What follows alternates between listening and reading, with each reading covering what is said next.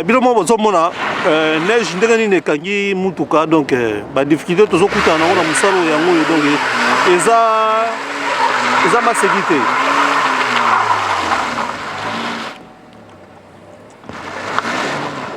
Aïe aïe aïe.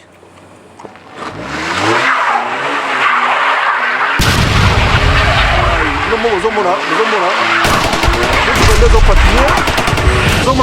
patiner. What is Libicoli Full Power TV, patron ya Full Power TV. Ah, yango wana pièce unique.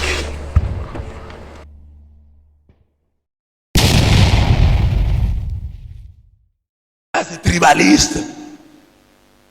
Avant de lutter pour ou contre la congolité, je suis dans l'actualité. Avant de lutter pour, parce qu'il y en a qui sont pour la congolité, d'autres sont contre la congolité. Alors, avant de lutter pour ou contre la congolité, luttons d'abord contre la katanganité, la kasaïté, la bandunduité, la bakonguité, la tétélalaïté.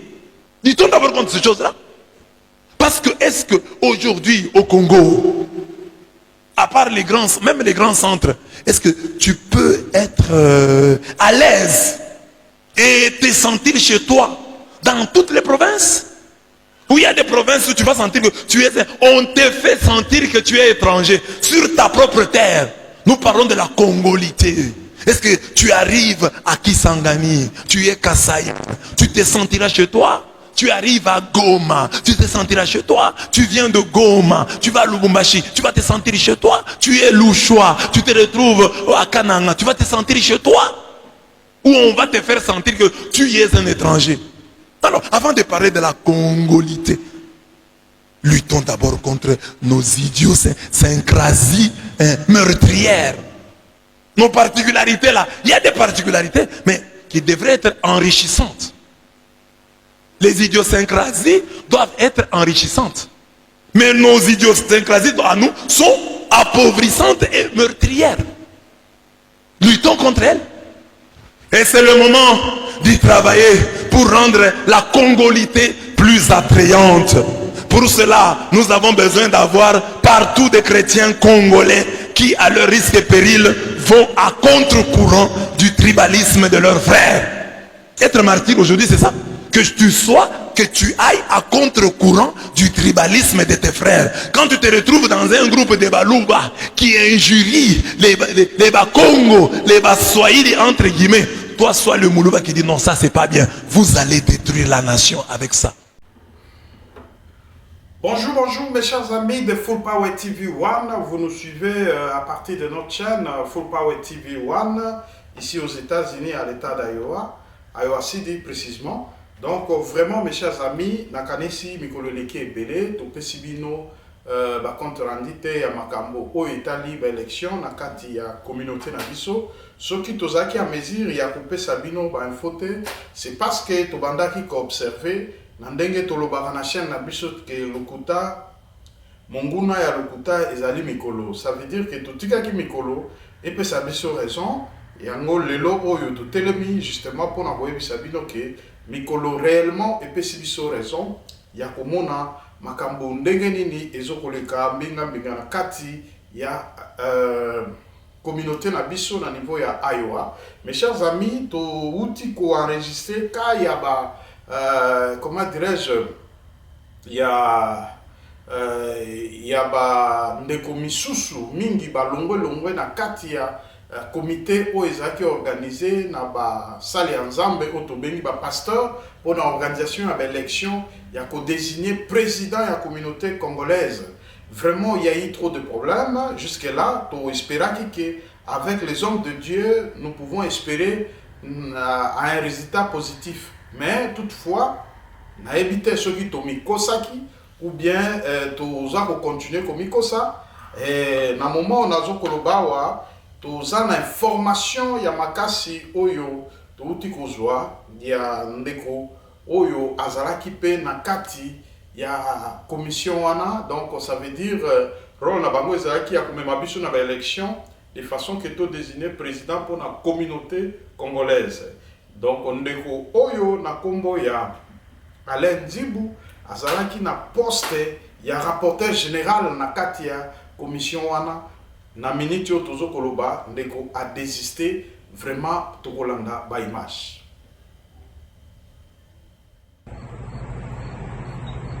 Très chers compatriotes, frères et sœurs, habitants dans Iowa, beaucoup plus précisément dans Lynn et Johnson County, bonsoir.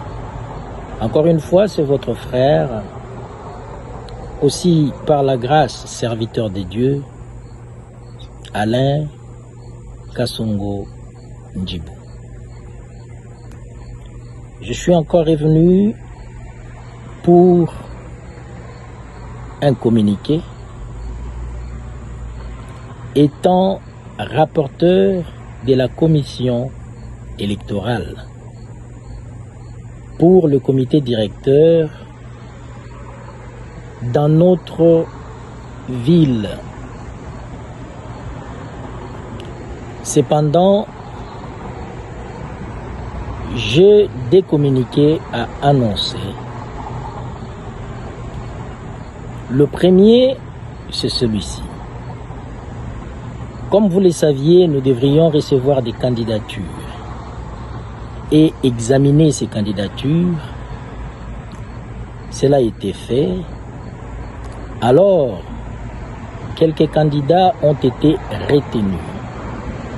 Par conséquent, au mois d'août, le 1er 2021, de 16h à 18h, à cette adresse, 1451 Coral Ridge Avenue, Coralville, Iowa, 52241, la commission électorale vous invite à prendre part à cette grande réunion qu'elle organise.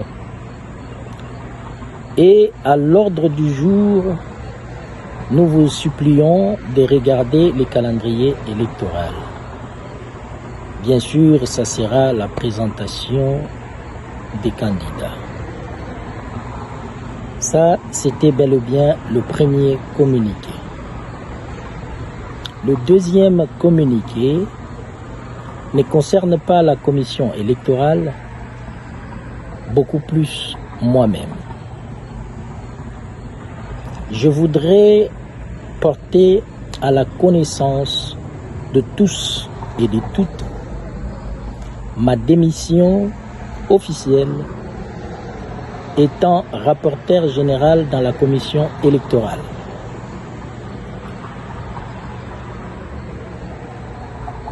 C'est à partir d'aujourd'hui, dès 7h, il est 18h15, mardi. Bien sûr, c'est le 27 juillet 2021. Nous sommes venus effectivement, comme il nous avait été demandé, pour apporter une pierre et aider la communauté congolaise. Cependant, ça a été difficile au départ, mais nous avons pu apporter la petite pierre que nous pouvions apporter jusqu'à ce niveau. Alors, pour des raisons très personnelles, je ne sais plus assumer mes fonctions de rapporteur général de la commission électorale ou effectuer n'importe quelle fonction dans la commission électorale. Je vous remercie. Nakanisi bolandi ba image wana mutu na mutu a comprendre eloko nini image oyo elobi par rapport ya ndenge ndeko oyo a démissionné alobi il ne fait plus partie de la communauté congolaise comme rapporteur donc fonction wana vraiment to zala lisusu na likanisi moko te ke akotikalaka kozala rapporteur na communauté congolaise donc tout le monde qui quelquefois balobaka na kati ya famille les linges sales se lavent en famille et finalement comme on a ndeko oyo ko bendana na kati ya groupe pona kolobake vraiment à Longwe, tu as raison ni oyo et poussé à Longate. Mais ce qui te met qui ça moi banalise mon cœur, tu comprends que il n'y a pas de fumée sans feu. Tant que moto a bendani c'est que moi ko bendane zalaki parce que na minute oyo communauté wana to volo banini bandeko bayaki justement pour na komema biso na ba élection, ça veut dire que les alliés comité oyo ya organisation lokola CENI. Donc, bazo permettre biso to que na ba élection mutu na mutu apo na candidat ya choix na ye de façon que a meka quand même ba meka ko la biso tête, hein, la tête ya communauté na biso ou ya ko représenter biso partout, mais finalement tout moni ko panzana ezali kuna na ndenge ya kosakana te na kati ya ba réseaux sociaux ainsi de suite ba komeli biso bon biso lokwa to linga ko pesa information te so to zana belema te nde yango to zui quand même makasi ya koyebisa bino par rapport ya ba preuve o to zana ngo awa to zana vidéo moko ya ndeko na biso Alain o na hotel ko laksa bino njibu azape mosali ya nzambe oyo a désisté alobi que non alongwe na kati ya fonction oyo ba pesa ki ya rapporteur général parce que ba yokanité wana ezali makanisi na biso ya koloba ke ba yokanité parce que bato ba panzana te soki ba yokanaki. Donc ça veut dire que ba yokanité yango o esali ke ba panzana yango pe na biso lokola na Full Power TV1 tozo ko sala pe kaka ba analyse parce que tokanisi ke na tango oyo président Kumu azalaki à la tête to déplorer makambo epelé to moni ke ben voilà ceux qui basali ensemble ba koti na kati ya makambo oyo clarté kozala ba komema biso na ba élection makambo ko tambola malamu. Mais curieusement to ko apprendre que na kati na bango moko ko benda na ezali na ndenge ke misusu makaniso bazo ko pesa bazo ko mona ke côté kuna mosusu côté ya président azako sepela nango te to yebite soki makanisi oyo bandeko oyo ba ko pesa ezali makanisi ya ko détruire communauté to eza makanisi ya ko faire avancer communauté na part pe ya président Champagne to kogi o condamné te po baliaka tabalito moko te. Donc tozali batu oyo ke to lancer une invitation oyo to kosolo la peine à président Champagne de façon que aya ko éclaircir opinion batu ba qu'est-ce qui se passe au juste. Vraiment mes chers amis, ezali pasi ya komona ke communauté congolaise c'est une grande communauté ezana ba niveau oyo tozana ngo ezali lokola ezolakisa ke communauté eza ko exister te ba makambo ebele ya ba organisation ya ba communauté mususu ezoleka biso inaperçu ba don mususu ba makambo mususu ezopesama ezoleka inaperçu parce que toza organisé te. Mes chers amis, ezali mawa mais en notre possession tozali pe na quelques images ya ba candidat oyo ba postilaki na ba poste net ya vice-présidence. Donc tozana quelqu'un ndeko oyo tokotangela bino ba kombo na bango oyo ba postilaki na vice-présidence tomoni awa donc na présidence d'abord tozana candidat parce que awa tozaka na 4 personnes seulement oyo tomoni na liste mais normalement na yebite normalement est-ce que batu oyo ba poser candidature ezali kaka 4 personnes oyo tozana bango ou ezana batu mususu bandeko nyonso oyo bozana ba image ya ba candidat oyo nyonso ba postuler na kati e ba poste belé. Donc toutefois botindela biso de façon que toyeba ndenge nini pe tokoki ko communiquer population de façon que bayeba ndenge nini makambo eza kotambola na kati ya communauté na biso congolaise. Vraiment mes chers amis, awa tozali na candidat président Jean-Marie Option. Jean-Marie Option azali candidat na présidence. Ce qui to longwe na Jean-Marie Option to leki lisusu tozali na ndeko Patrick Mabala. Patrick Mabala ye a postulé na aza candidat na secrétariat général. Donc a postulé na secrétariat général to leki lisusu tozali na ndeko oyo a postulé na trésorerie. Donc, candidat, comme on a dit, Guy Louyeye, monsieur Guy Louyeye, il a postulé la trésorerie générale. Donc, tous en a madame Yvette. Donc, Yvette Toitima, il a postulé dans le département de la femme. Donc, il y a des motos, Oyo, Arobano, Kamba, Bamama, vraiment, ils allaient justement postuler, tenter chance dans Bango, ce qui est comme ça, la malamo, baleka. Mais, mes chers amis, chose curieuse, liste des awana na moni batu, mais na moni kaka, 4 personnes, Oyo na moni, na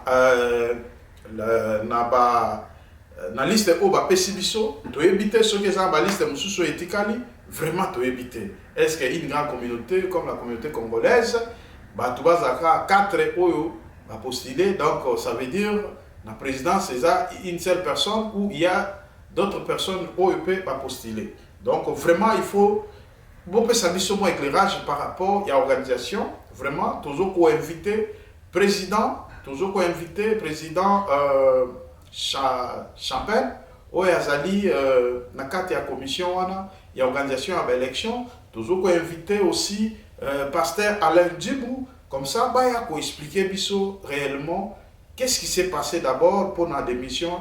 Il y a pasteur Alain Djibou, où il y a Azalaki, na responsabilité monene comme rapporteur général, il y a communauté. Il y a commission, il y a organisation à l'élection où ils ont préparé Tobimisa, président, il y a communauté congolaise. Vraiment, Bandeko Barolanda Biso, vraiment, ils allaient une grande déception. Il y a comme on a que Bisika Oyo Basali Ensemble Basali, Biso Tobandai comme on a que tango eloko pesi na basali ensemble nde lumière comme on a, mais auto comme on a ezamaka mususu.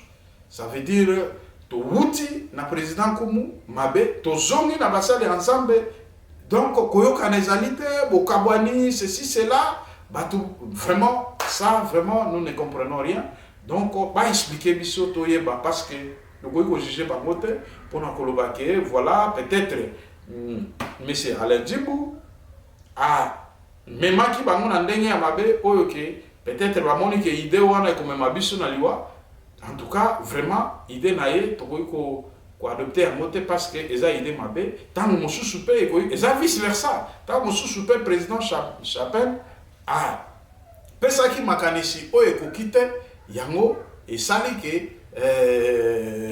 rapporteur général a démissionné, vraiment, tu éviter, mais tu chaîne Nabiso, plateau Nabiso, tu lancer invitation, na Batouana, au Bakoya pour expliquer Biso par rapport à la situation. Yo pe ceux qui assistent qui na kati ya ba situation wana lokola papa Roger Manza les sages vraiment toza na posa na yo pe oya ko éclairer opinion par rapport ya démission ya monsieur Alain Djibou oyo azali mosali ya Nzambe. Pourquoi basali ya Nzambe bozalaka na motema ya kokita te na makambo bozwaka décision kana lombango siko conseil nini oyo bino bokopesa na bandeko mususu o baza bapagano tango oyo baza na makambo oyo eza difficile aye pa na yo alobi non mosala ya Nzambe naza likambo conseil ni bopesaka bango soki bino moko boza na patience te boza na komikitisa te boza na koyokana te likambo lokola ya communauté ezali likambo oyo ke la main dans la main vraiment to regretter vraiment démission oyo ya ndeko Alain Djibou. Mais wana tokozonga tokopesa vraiment raison na président Dan Mwamba oyo azali président d'administration vraiment topesa président Dan ya conseil d'administration raison par rapport ya ba propos par rapport ya ba émission nyonso to salaki oyo to sololaki naye oyo alobaki ke communauté wana en tout cas vraiment a la confiance dans côté parce qu'ils sont dirigés par les individus, ils sont dirigés par les sentiments. Vraiment, tout peut ça raison par rapport à autres zones, point d'interrogation. Mais avant tout peut ça raison, tu as invité le président, tu as un plateau qui toko awa, ou qui bokoya, tu as échange de façon que tu éclairer l'opinion, pas comprendre réellement ce qui se passe. Parce que tu peux continuer à voter des années et des années. communauté ezalaka na représentant moko légal te ezakaka mayuya na mayuya, vraiment ce n'est pas bon. To espéraki na bino basali ensemble bomema biso na ba élection et lelo bato mususu ba désister bato mususu boye toyoki mpe ndeko na biso Marcel Moïse Yepé a désisté, a posé candidature il n'y a pas longtemps, vraiment a désisté. Tu peux commenter mingi sur ça. Et là, on va constater na kati il y a commission électorale. C'est ça la grande question. Parce qu'il n'y a pas de fumée sans feu. Bah tu vas désister sans raison. Donc qu'est-ce qui se passe? Et là, on oyo ezo lekaya molili na kati il y a commission wana va expliquer biso clairement donc on va inviter awa ben boza 4 et 5 donc on respecter la distance vraiment boya ko expliquer biso parce que bandeko bazo komela biso vraiment tozana bandeko ebele on va komeli biso alobi full power TV 1 liso ayoa en tout cas yebisa biso qu'est-ce qui se passe mais ngai on a yebisi bino eza vérifiable que monsieur Ndibou Oyazalaki, rapporteur général, il y a commission électorale, Azali sous faire partir dans la commission a désisté, a démissionné. A démissionné, donc vraiment a démissionné. To éviter, est-ce que va remplacer Yena Motumoussou ou Ezandengeni. Ce qui peut remplacer dans notre mususu, ba pesa biso kombo wana pour population, azana besoin ya koyeba déroulement, ya ba élection ndengeni ko salama, ndengeni ni makambo ko salama. Vraiment ezali mawa mingi bandeko, tozo komona makambo ndenge zo kende, to kotiela bino, moni déjà image ko to tieli bino, ya ba vidéo oyo ya monsieur Alain Djibou le pasteur. Mes chers amis, mes chers pasteurs, bino, bozali, basali ensemble, o tozana estime makasi na bino. Tango oyo, entre bino na bino bozo kubendana, conseil nini oyo bokupesa bandimi. Conseil nini oyo bino bokoyi kopesa bato oyo boteyaka. Bokupesa bango conseil nini. Parce que oyo nyonso bozo sala, eza intérêt à bino te, ezali pour l'intérêt communautaire. Et c'est intérêt à tout le monde. Alors, pourquoi boyokane ezali te? Vraiment mes chers amis, na ko commenter mingi te, na lobeli bino kaka selon l'analyse o nga na sali, selon ba vidéo o batindeli biso, selon ba photo o batindeli biso, na tangeli bino ba kombo ya ba candidat, seulement 4 candidats na ba liste oyo, ceux qui ba candidat mususu bazalaki, il fallait ba aligner bango la même liste.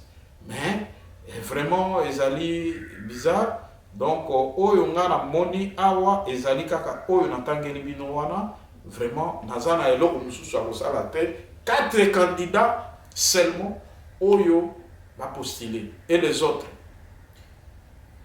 toyebite peut-être oyo ezali communauté te nde etindeli biso tozwi yango na basource moko kaka oyo biso moko toyebi de façon que bokotala yango na kati ya Full Power TV 1 s'occuper bah candidat mususu bazali mais toutefois avant les élections biso nos portes sont grandement ouvertes donc ceux qui bolingi boleka na ba émission pona ke bandeko bayeba parce que ba ko voter bino ndenge nini parce que bozo koleka na média te il faut koleka na média couper ça ba projet na bino ya société une fois élu qu'est-ce que tu dois faire dans la communauté ainsi de suite ba biloko wana emotivaka bato.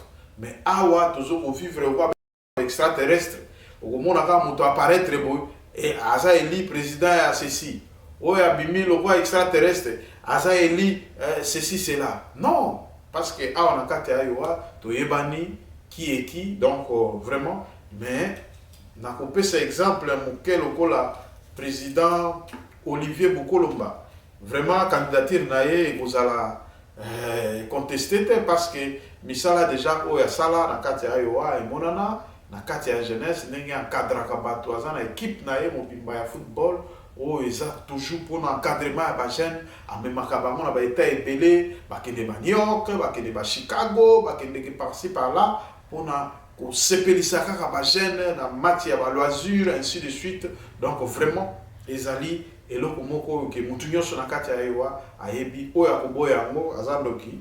Donc vraiment côté wana soki ya postulé, donc vraiment ekozana doute te et beaucoup ba misusu oyo babombeli biso oyo toyebi te baleki même na télévision te baleki nulle part mpona kosala bapropagande na bango et directement bokomona o bazweli bino président boye bazweli bino mutu tel mais mutu wana qu'est-ce qu'il a fait, expérience na ye na mboka oyo asali nini.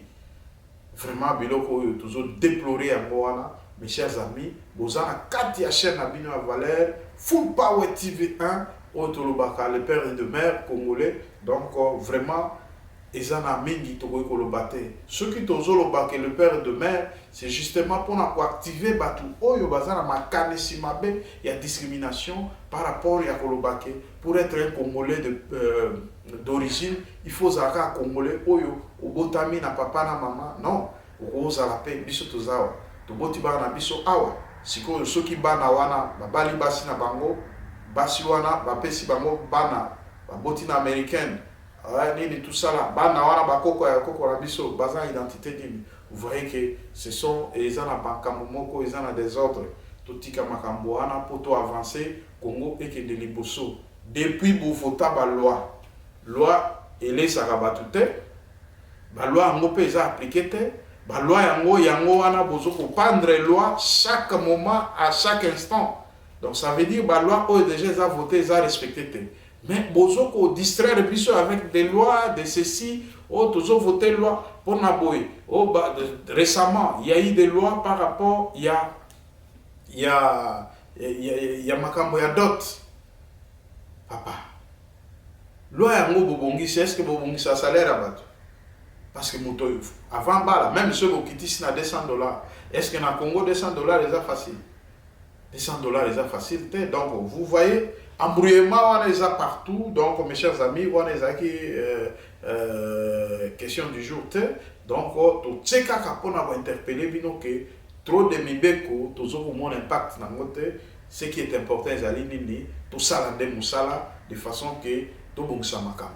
Bon ça makambo la nini ba loi o na nous non respecté pour faire respecter ba loi de façon que tout marché tout que des poso. Vraiment mes chers amis, tout comme na suka vraiment oyo na linga ko yebisa bino eza yango wana bozala batu oyo bozali batu bo réfléchir et puis basali nzambe oyo bazana kati ya commission wana vraiment tozaki un espoir que lokola bino bokoti na kati ya makambo ekotambola mais quelque part tokomona que non tokomi dessus parce que entre bino na bino bozoyo kanate et biso pe tongi toyeba et comme na niveau nini pourquoi démission ya pasteur Alain Djibou a démissionné a moni que bino nde bozana magui bozana ba injustice bozana makambo o eza mbilinga point d'interrogation. Alors tolingi toyeba tiki plateau nabiso pour tout le monde. On a invité pasteur Champagne, on a invité pasteur Alain Djibou. Vraiment boya ou pesa biso une idée par rapport ya makanisini nyo epesike toko manakati ya bokabwani na kati ya makambo. Monsieur Alain Djibou ayaki na intention ya ko apporter sa petite pierre to éviter libanga yango oyo ye ayaki nango azongi nango ou bien atikaki yango na kati ya commission to éviter. Donc vraiment to ngito ba libanga yango azongi nango ou bien libanga yango abwaki yango na mai ou bien abwaki na zamba. Donc c'est ça la grande question. Mes chers amis, nous vous invitons pour participer à l'émission pour nous éclairer opinion. Mais ce qui peut ozokoya kubanga eloko te motuna eza lisa c'était ndenge tolobakawa ezakaka choc des idées, ça veut dire que yo na ko poser une question, vous êtes libre à répondre. Ou qui peut dévier biso la question. Ezaka nécessairement te répondre ndenge on a nazokanisa. Mais biso lokola toza na appareil à détection ya mensonge to weba ke moto ya kosi mais to kokangona makasite malgré toza na émission tribunal mais to kokangona makasite mokilinde ko yeba ke oza mokosi. Vraiment pour se préparer à conséquence tant que ya na kati émission na Full Power TV 1 motuna ezali sa cité yebaka ke bakotuna yo ba mituna pe zala en mesure ya ko répondre Vraiment, mes chers amis, Toko Menasuka, c'était à vous, le humble serviteur Willy Bikoli Ilonga de Full Power TV 1, ici aux États-Unis, à l'état d'Iowa City. Merci, je vous aime bien. Na pesimbote na bandeko nyonso bazolanda biso, vraiment mbote mingi mingi, sans oublier leki na biso auta ekubala mariage kitoko ou elekaki ya Junior, vraiment na mwasi na Pierrette. En tout cas, nous vous jetons des fleurs. En tout cas, au de Liboso, Zambe Abatelabino, vraiment, sans oublier, na pesipe baleki nyonso ya Iowa, oyo balandaka Full Power TV1, donc bambote belé, donc vraiment toza wana kaka on a kosala ya bino musala, donc toko perfectionner encore davantage parce que on apprend chaque jour, donc tozoko perfectionner toujours pour rendre bino un service de qualité. En tout cas, merci. À la prochaine.